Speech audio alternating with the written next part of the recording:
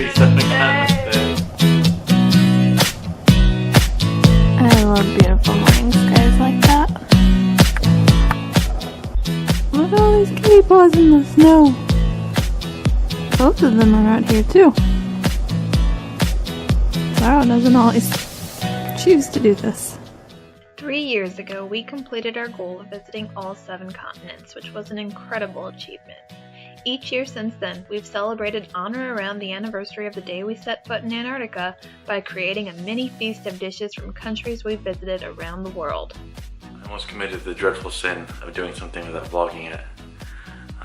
So I'm starting to make the Merveilleux for our 7 Continents Day, which essentially is just some fancy ass French meringues. After getting started on our French dessert, Francisco next started making Japanese pancakes for breakfast.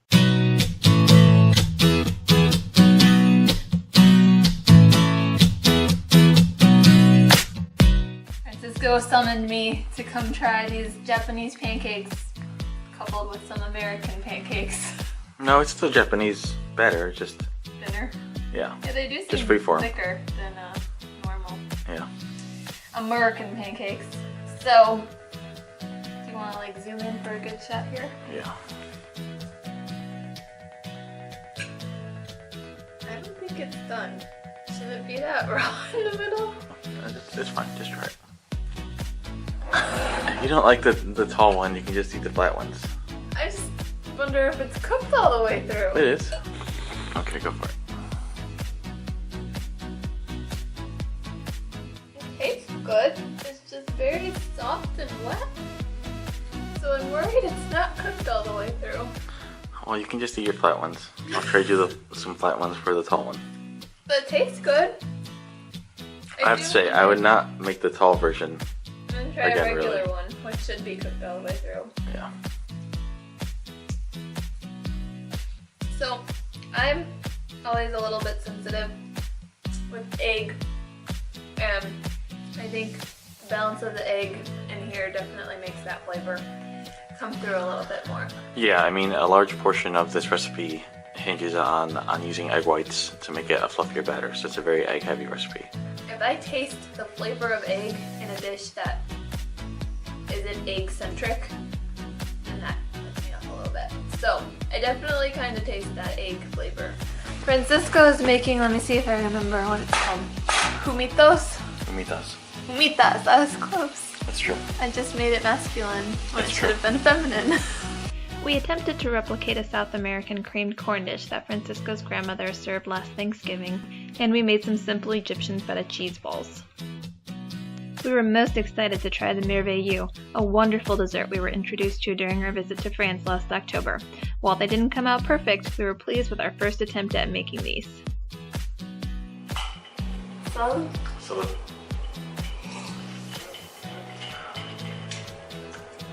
Okay.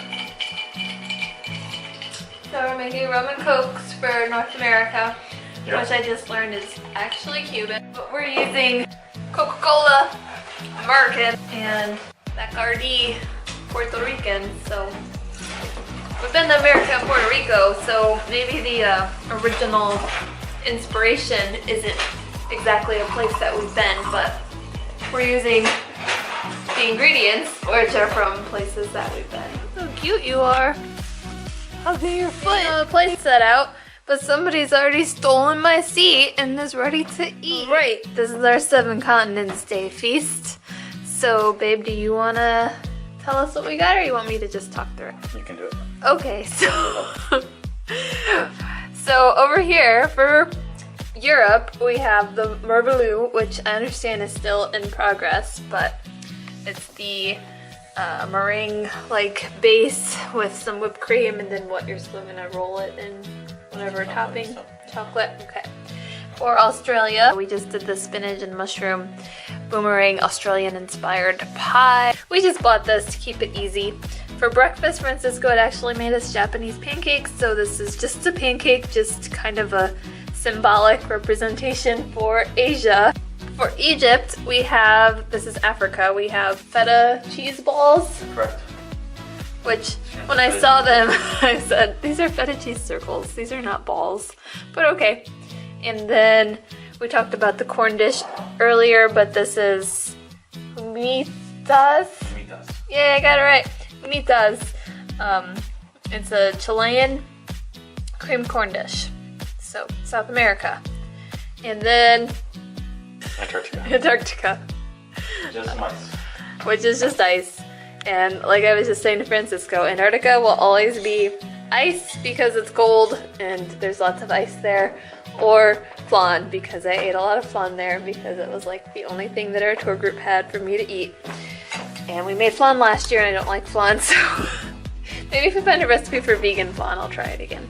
But okay, so that covers everything. We got Europe, we got Asia, we got Australia, we got Africa, we got, oh, we forgot one. We got South America, we got Antarctica, and here we have our rum and cokes for North America. What do you want to try first, babe? Let's try our humitas.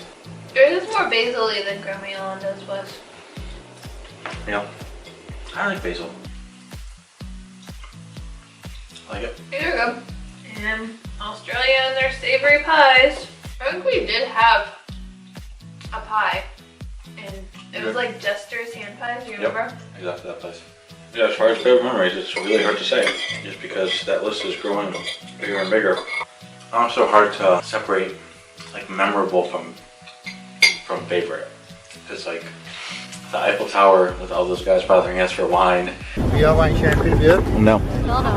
And when the police came and we were just watching, like, that wouldn't necessarily be my favorite, but it was super memorable and funny and just a very unique experience to not be able to go 5 minutes and having a conversation without someone coming by and asking us if we wanted to buy something. And just how funny it was when the cops came and they all scattered. And like the guy hiding the booze in the bushes by us, like it was just so... That's the video I just posted. Yeah, it was just so weird. In Paris, we like stayed, that's one of the hidden values of being in an Airbnb. Like you're actually in a neighborhood. You're not in a touristy hotel. Yeah. Yeah, for London we were more, I don't even know if downtown's the right term for it, but we were... I mean, it was hard to find an affordable hotel in London. We should have looked into an Airbnb more. I want to go back to Iceland. It was just so beautiful. We can't afford to go back to Antarctica. Unlike Egypt, Egypt was probably up there for the most memorable. Like, just how the city felt around you, like how the traffic was, realizing that the pyramids were are in the city. Like you go from like being in the city and then you turn the corner and there's the pyramids. There's a fenced-in desert. Yeah. Like Cairo went from being like metropolitan city to just like a line in the sand and it was desert. That was the amazing part where we were at breakfast and you could look out the window and see the pyramids. And just the small stuff, like the bus stops on the highway. And like water buffaloes in the street with cars. Super interesting. Egypt super was so unique. cool. Yeah. I'm glad we did it the way we did it because we really just did it with a tour group. So it would have been so overwhelming on our own because it was like really our only our second international trip. Yeah. And Australia and New Zealand were so comfortable. Greece will always be the place that we lament not having just done ourselves instead of doing a tour group, but yeah. I think we'll go back to Greece someday. Japan and China, I don't regret going with the tour group. I agree. Like, it would have been impossible to navigate. I mean, we could have done it like if we had a step-by-step GPS, like... It's funny how you were talking to me and then you started talking to the camera. So when we were in France this fall, one of our favorite foods that we tried was the Merveilleux. We didn't even really know exactly what it was at the time. It just looked pretty. Some kind of meringue, but yeah, it's like a meringue base with whipped cream and toppings, and it was such a light and just delicious little treat. And it was probably like the first thing that we tried because we kind of set off to just explore different places around our neighborhood. Stopped in there, grabbed some food, delicious, just really set the stage for some interesting and delicious French treats. For Seven Continents Day, Francisco has attempted to recreate this at home. It's definitely very light. It's a little bit bigger than the ones that we had So this is a little whiter, but that's fine. We'll give it a try. And Francisco said that he shredded up some Icelandic chocolate that we still have. So it's a little reminiscent of both of our European trips. I think overall it's good. I think, oh, it's messy. I think the meringue's a little overdone. Because the ones we had in Paris, they were like so light and airy. Yeah, that was one area I was concerned about. These are definitely, they have a crunch to them a little bit. They still taste good, it just doesn't have the exact right airy texture. Happy 7 Continents Day! Happy 7 Continents Day! Happy 7, no, too dark. Happy 7 Continents Day! Happy 7 Continents Day! And then you're gonna run up behind me. You think that's what's happening now? Babe! Happy 7 Continents Day. Babe! Do it right. What do you want me to do now? Run up behind me. Like you're excited to celebrate. Oh, you hold the thing and I'll do it. Shit.